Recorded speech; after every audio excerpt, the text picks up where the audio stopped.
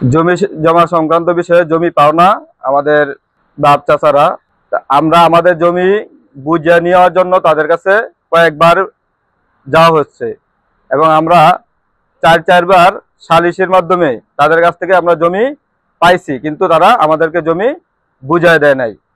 গত 4-5 দিন আগে আমরা সেই জমি বুঝিয়ে নেওয়ার জন্য তাদের কাছে যাওয়ার পরে তারা আমাদের বিরুদ্ধে এই চাঁদাবাজির ব্লেম আমাদের বিরুদ্ধে তুলেছে এবং তারা একটা ভিডিও করেছে। তাদের ঘর বাড়ি নাকি ভেঙে ফেলা হয়েছে, তাদের বাড়িঘর থেকে টাকা পয়সা গরু বা লুট করা হয়েছে। আসলে এই কথাগুলো সম্পূর্ণই মিথ্যা। আমরা তাদের যে বসত ঘর আছে আমরা ওই ঘরের কাছেও যাই না কেউ।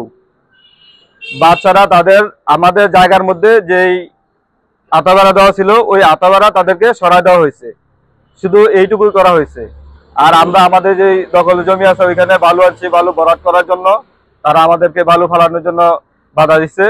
হ্যাঁ, আমরা সালিসির মাধ্যমে চেয়ারম্যান, এই সাবেক চেয়ারম্যান নূর মোহাম্মদ সাহেব ছিল, উনি আমাদেরকে এই 4টা সালিসের মধ্যে উনি ছিল এবং সর্বশেষ যখন উনি সমাধান করতে পারে নাই তখন উনার নিজ মুখে বলছে যে ঠিক আছে তোমাদের জায়গা তোমরা বুঝে নাও। আমি ওনার ছেলে আলামিনের সাথে কথা বলছি, আলামিন ভাইরে আমি বলছি যে ভাই এই অবস্থা, এরা তো আর বসবে না, বসতে চাচ্ছে না। চেয়ারম্যান কাকা বলছে যে আর বসবে না, আমরা কি করতে পারি? আলামিন ভাই নিজে বলছে যে তাহলে তোমরা তোমাদের জায়গা দখল করে নাও। এর পরবর্তীতে আমাদের যে লোকজন ছিল, আমাদের লোকজন আমাদের জায়গা বুঝে নেওয়ার জন্য তাদের কাছে এই পরিপ্রেক্ষিতে তারা আমাদেরকে এই ব্লেম দিচ্ছে। আর বিগত স্বৈরাচারের সময় তারা ওই দিক দিয়ে একটা রাস্তা ছিল, ওই রাস্তা এই আওতাবেড়া দিয়ে ব্লক করে দিছে এবং তারা যে ঘর তুলছে পাকা ঘর, ওই পাকা ঘর তোলার সময় আমাদের লোকজন তাদেরকে বাধা প্রদান করছে।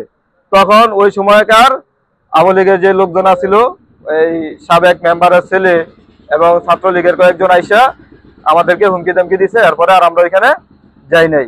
এরপরে তারা পাকা ঘর তুলছে আমাদের জায়গার মধ্যে, এরপরে রাস্তা বন্ধ করে দিছে।